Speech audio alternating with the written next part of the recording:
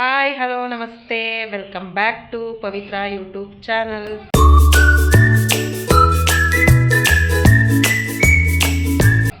ಇವತ್ತು ಒಂದು ಸಾಂಬಾರ್ ಪೌಡ್ರು ಯಾವ ಥರ ಮಾಡಬೇಕು, ಅದಕ್ಕೆ ಏನೇನು ಇಂಗ್ರೀಡಿಯೆಂಟ್ಸ್ ಹಾಕಬೇಕು, ಕರೆಕ್ಟಾಗಿ ಅಳತೆಯಲ್ಲಿ 1 ಕೆ ಜಿ ಸಾಂಬಾರ್ ಪೌಡ್ರಿಗೆ ಏನೇನು ಇಂಗ್ರೀಡಿಯೆಂಟ್ಸ್ ಹಾಕಬೇಕು ಅನ್ನೋದನ್ನ ಅಳತೆ ಪ್ರಕಾರ ನಮ್ಮಮ್ಮ ಹೇಳ್ಕೊಡ್ತಾರೆ. ನೋಡೋಣ ಬನ್ನಿ, ಪರ್ಫೆಕ್ಟ್ ಆಗಿರೋಂಥ ಸಾಂಬಾರ್ ಪೌಡ್ರನ್ನ ಯಾವ ಥರ ಮಾಡಬೇಕು ಅನ್ನೋದನ್ನ ನೋಡೋಣ ಬನ್ನಿ. ಅಮ್ಮ, ಇವಾಗ ಏನೇನು ಬೇಕು ಅಂತ ಹೇಳಿ, ಕರೆಕ್ಟಾಗಿ ಎಷ್ಟೆಷ್ಟು ಇರಬೇಕು ಅಂತ. ಎಷ್ಟು ಸಾಂಬಾರು ಪೌಡ್ರದ್ದು ಮಾಡ್ತಾಯಿದ್ದೀರಾ? 1 ಕೆ ಜಿದಕ್ಕೆ ಏನೇನು ಬೇಕು? ಅರ್ಧ ಕೆ ಜಿ ಎಲ್ಲ ಮೆಣಸಿನ್ಕಾಯಿ, ಸಾಂಬಾರು ಬೀಜ 1 ಕೆ ಜಿ, ಚಕ್ಕೆ 100 ಗ್ರಾಮು, ಲವಂಗ 100 ಗ್ರಾಮ್, ಲವಂಗ ಯಾವ್ದು? ಲವಂಗ, ಮೆಣಸು, ಲವಂಗ, ಮೆಣಸು ಎಷ್ಟು? 100 ಗ್ರಾಮು, ಉದ್ದಿನಬೇಳೆ 100 ಗ್ರಾಮು, ಉದ್ದಿನಬೇಳೆ 100 ಗ್ರಾಮ್, 1/4 ಕೆ ಜಿ ಇದೆ. 1/4 ಕೆ ಜಿ ಸಾಸಿವೆ, ಇದೆಷ್ಟಿದೆ? 100 ಗ್ರಾಮ್ ಸಾಸಿವೆ 100 ಗ್ರಾಮು. ಇದು ಮೈಸೂರು ದಾಲು. ಇದು ಡಿಫ್ರೆಂಟಾಗಿರುತ್ತೆ, ಸಾಂಬಾರು ಪೌಡ್ರಿಗೆ ಹಾಕಿದ್ರೆ ತುಂಬಾ ಟೇಸ್ಟ್ ಬರುತ್ತೆ. ಮೈಸೂರು ದಾಲ್ ಜೊತೆ ಇನ್ನೂ ತೊಗರಿಬೇಳೆನೂ ಸಹ ತೊಗೊಂಡಿದ್ದೀವಿ, 1/4 ಕೆ ಜಿಯಷ್ಟು ತೊಗರಿಬೇಳೆ, ಮತ್ತು ಮೈಸೂರು ದಾಲು ಕೂಡ ತೊಗೊಂಡಿದ್ದೀವಿ.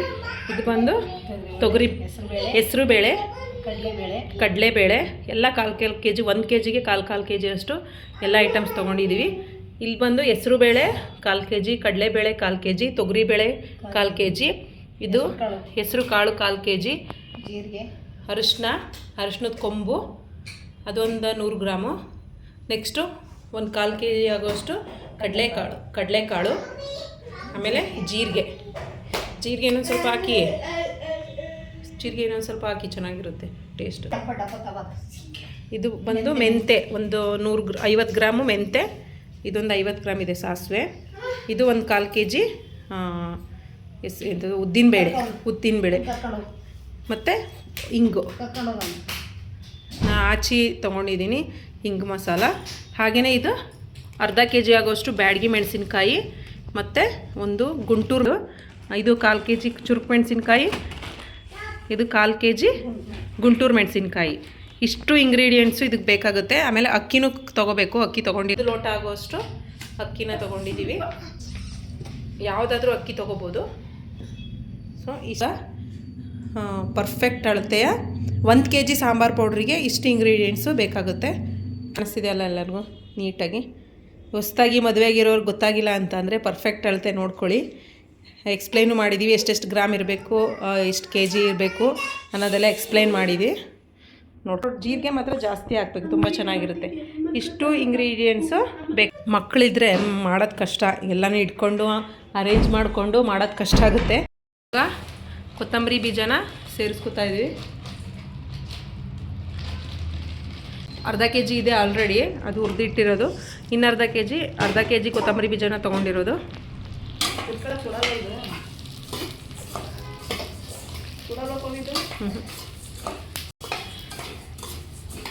ನಾರ್ಮಲ್ ಉರಿ. ಗ್ರೀನ್ ಕಲರ್ ಕೊತ್ತಂಬರಿ ಬೀಜ ತುಂಬಾ ಚೆನ್ನಾಗಿರುತ್ತೆ, ಗ್ರೀನ್ ಕಲರ್ದು.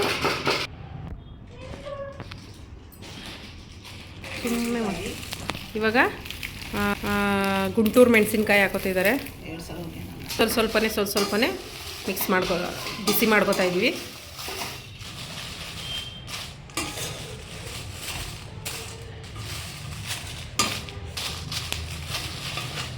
ದೊಡ್ಡ ಬೌಲ್ಗೆ ಶಿಫ್ಟ್ ಮಾಡ್ತಾ ಇದ್ದೀವಿ.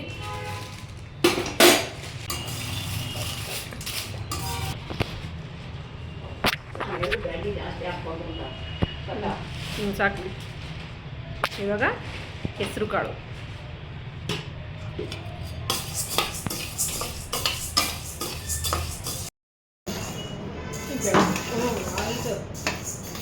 ನೆಕ್ಸ್ಟು ತೊಗರಿಬೇಳೆ ಎಷ್ಟು ಗ್ರಾಮ್ ಹಾಕಬೇಕು? ಏನು ಜಾಸ್ತಿ ಇದ್ದಾವೆ.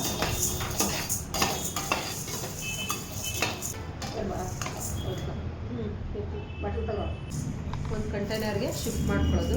ಇದು ಮೈಸೂರು ಬೇಳೆನ ಹಾಕೋತಾ ಇದ್ದೀವಿ.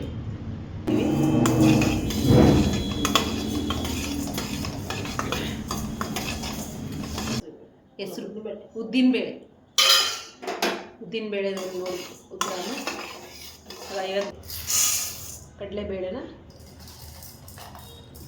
ಹುರ್ಕೋತಾ ಇದ್ದೀವಿ. ಯಾವುದೋ ಆಮೇಲೆ ನಾವು ಸಣ್ಣ ಲಾಸ್ಟಿಗೆ ಹಾಕೋಣ ಸಾಸಿವೆ ಇವೆಲ್ಲ ಲಾಸ್ಟಿಗೆ ಹಾಕೋಣ ಸಾಸಿವೆ ಇವೆಲ್ಲ ಹಾಕೋಣ ಕಡಲೆಕಾಳು ಲಾಸ್ಟಿಗೆ. ಇವಾಗ ಮೆಂತೆನ ಹಾಕಿದ್ರು ಒಂದು 50 ಗ್ರಾಮ್ ಇರ್ಬೋದು ಮೆಂತೆ. ಮೆಣಸನ್ನ ಸೇರಿಸ್ಕೊತಾ ಇದ್ದೀವಿ.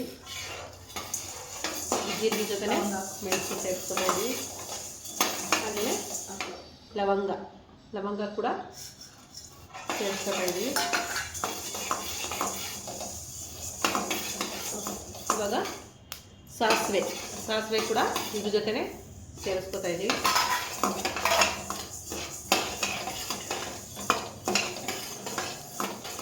ಚಕ್ಕೆ ಜೀರಿಗೆ ಅದರೊಳಗೆ ಹಾಕಿ ಜೀರಿಗೆ ಜಾಸ್ತಿ ತೊಗೊಂಡಿದ್ದೀವಿ. ಒಂದು 1/4 kg ಆಗುವಷ್ಟು ಜೀರಿಗೆನ ತೊಗೊಂಡಿದ್ದೀವಿ. ಎಲ್ಲ ಮಿಕ್ಸಲ್ಲಿ ಇವಾಗ ಸಾಸಿವೆ ಎಲ್ಲ ಸೇರಿಸ್ಕೊಂಡಿರೋದ್ರಿಂದ ಚಿಟಪಟ ಅಂತ ಸೌಂಡ್ ಬರ್ತಾ ಇದೆ ಒಳಗಡೆ. ಆಹಾ ಘಮ ಅಂತ ಸ್ಮೆಲ್ ಎಷ್ಟು ಚೆನ್ನಾಗಿ ಬರ್ತಿದೆ ಗೊತ್ತಾ, ಘಮ ಅಂತ ಇದೆ.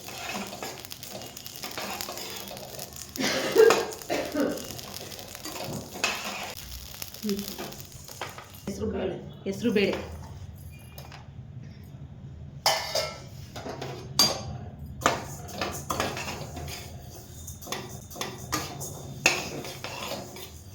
ಇದು ಕೂಡ ಆಯಿತು. ಹೆಸರು ಬೇಳೆನೂ ಕೂಡ ಫ್ರೈ ಆಯಿತು. ಅಕ್ಕಿನೂ ಕೂಡ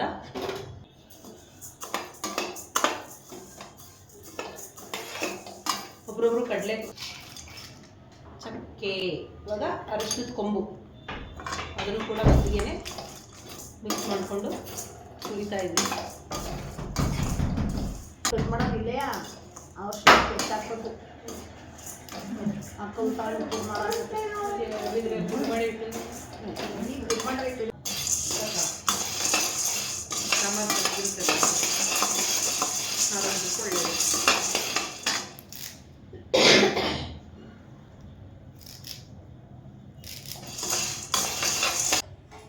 ತುಂಬನೇ ಒಳ್ಳೆಯದು, ಚೆನ್ನಾಗಿರುತ್ತೆ, ಆರೋಗ್ಯಕ್ಕೂ ಒಳ್ಳೆಯದು, ಕೂದಲು ಕಪ್ಪಾಗುತ್ತೆ. ಉರಿ ಕಡಿಮೆ ಮಾಡ್ಕೊಳ್ಳೋದು ನೋಡಿ. ಸಾಂಬಾರು ಕೂಡ ಟೇಸ್ಟ್ ಚೆನ್ನಾಗಿ ಬರುತ್ತೆ. ಸೊ ಹಾಗಾಗಿ ಕರ್ಬೇವಿನ ಸೊಪ್ಪನ್ನ ಹಾಕೋತಾರೆ. ಕರ್ಬೇವಿನ ಸೊಪ್ಪು ಕೂಡ ಆಗ್ತಾಯಿದೆ. ಆಲ್ಮೋಸ್ಟ್ ಆಯಿತು. ಬಿಸಿಗೆ ಇದಾಗುತ್ತೆ ಚೆನ್ನಾಗಿ. ಇನ್ನು ಸ್ವಲ್ಪ ಹಸಿ ಇದೆ. ಹಿಂಗೆ ಆಗ್ಬಿಡುತ್ತೆ. ನನಗಂತೂ ಮಾಡೋಕ್ಕೆ ಬರೋಲ್ಲ, ಅಲ್ಲಿ ನೋಡಿಬಿಟ್ಟು ಹೇಳಿದ್ದಷ್ಟೇ ನಾನು. ಸೊ ಮಸಾಲೆ ಎಲ್ಲ ರೆಡಿ ಆಯಿತು. ಎಲ್ಲ ಪ್ರತಿಯೊಂದು ಕಾಳುಗಳನ್ನ ಇಲ್ಲಿ ಡ್ರೈ ಮಾಡಿ ಇಟ್ಕೊಂಡಿದ್ದೀವಿ. ಆ ಕಡೆ ಮೆಣಸಿನ್ಕಾಯಿ, ಬ್ಯಾಡಗಿ ಮೆಣಸಿನ್ಕಾಯಿ ಈ ಕಡೆ ಇಟ್ಕೊಂಡು, ಬ್ಯಾಡಗಿ ಮೆಣಸಿನ್ಕಾಯಿ ಕೂಡ ಈ ಕಡೆ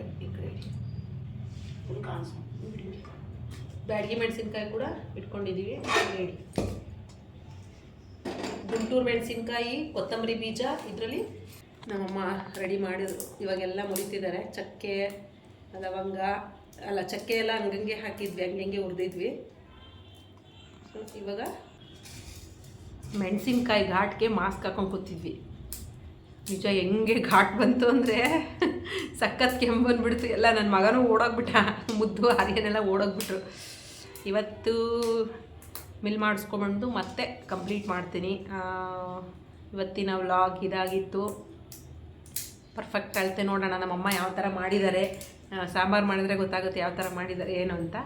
ಇವಾಗ ಮಿಲ್ ಮಾಡ್ಸೋಕ್ಕೆ ಸ್ವಲ್ಪ ತಣ್ಣಗಾಗಬೇಕು. ಅದು ತಣ್ಣಗಾದ್ಮೇಲೆ ಮಿಲ್ಲಿಗೆ ಕಳಿಸ್ಬಿಟ್ಟು ಅದೇ ನಮ್ಮಮ್ಮ ಹೇಳ್ತಿದ್ದಾರೆ ಅಲ್ಲಿ ರಾಗಿ ಹಿಟ್ಟೆಲ್ಲ ಇರುತ್ತೆ, ಚೆನ್ನಾಗಿ ಕೊಡಗ್ಬಿಟ್ಟು ಅದನ್ನು ಹಾಕಕ್ಕೆ ಹೇಳು ಅಂತ. ಸೊ ಮೆಣಸಿನ್ಕಾಯಿ ಜಾಸ್ತಿ ಆಯಿತು ಅಂತ ಅನ್ನಿಸ್ತಿದೆ. ನಮ್ಮದು ಜಾಸ್ತಿ ಖಾರ ತಿನ್ನಲ್ಲ, ಅವನಿಗೋಸ್ಕರನೇ ನಮ್ಮಲ್ಲೆಲ್ಲ ಕಂಟ್ರೋಲು. ಎಲ್ಲರೂ ನಮ್ಮನೆಯವರು ಕೂಡ ಪಾಪ ಎಲ್ಲ ಸಪ್ಪೆ ತಿಂತಾರೆ. ಸಂಡೇ ಮಾತ್ರ ಅವರಿಗೆ ಖಾರ ಇರಬೇಕೆಲ್ಲ. ನಾನ್ ವೆಜ್ಜಾಗೆ ಖಾರ ಜಾಸ್ತಿ ಹಾಕ್ಕೊಡ್ಬೇಕು. ಅವತ್ತು ಮಾತ್ರ ಅವ್ರದ್ದು ಸಂಡೇನೇ ಅವರು ಸ್ಪೆಷಲ್ ಡೇ ಅವ್ರದ್ದು. ಇನ್ನು ನಾರ್ಮಲ್ ಡೇನಲ್ಲಿ ಅವರು ನಮ್ಮದು ಏನು ತಿಂತಾನೆ ಖಾರ ಕಡಿಮೆದು ಅದನ್ನೇ ತಿಂದಿರ್ತಾರೆ. ವಾರಕ್ಕೊಂದ್ಸಲ ಖಾರ ಆಗಿರೋವಂಥದ್ದು ಏನಾದರೂ ಒಂದು ಐಟಮ್ಸ್ ಮಾಡಿಕೊಡ್ತಾ ಇರಬೇಕು ಅವ್ರಿಗೆ ನಾನ್ ವೆಜ್ಜಲ್ಲಿ. ಸೊ ಇವತ್ತು ಆಹಾ ಎಷ್ಟು ಚೆನ್ನಾಗಿ ಕಲರ್ ಕಾಣಿಸ್ತಾ ಇದೆ ನೋಡಿ. ನೀಟಾಗಿ ಮಿಕ್ಸ್ ಮಾಡಿದ್ದಾರೆ ಅಂದರೆ ಮಿಲ್ ಮಾಡಿದ್ದಾರೆ. ಎಲ್ಲ ಚೆನ್ನಾಗಿ ಪುಡಿ ಆಗಿದೆ. ಸೊ ಇದು ಬಿಸಿ ಇರುತ್ತೆ, ಸೊ ಹಾಗಾಗಿ ತಣ್ಣಗಾಗಲಿ ಅಂತ ಹೊರಗಡೆ ಇಟ್ಟಿದ್ದೀವಿ. ಇದಕ್ಕೆ ಸಾಲ್ಟು ಮತ್ತು ಹಿಂಗೆ ಹಾಕಿಬಿಟ್ಟು ಚೆನ್ನಾಗಿ ಜರಡಿ ಮಾಡಿ ಹಾಕಿದ್ವಿ. ಮಾಡಿ ನೋಡಿ ಹೇಳ್ತೀನಿ ಹೇಗಿತ್ತು ಇವತ್ತಿನ ವ್ಲಾಗ್. ನಿಮಗೆಲ್ಲ ಇಷ್ಟ ಆಗಿತ್ತು ಅಂತ ಅನ್ಕೋತೀನಿ. So thank you for watching. Bye bye.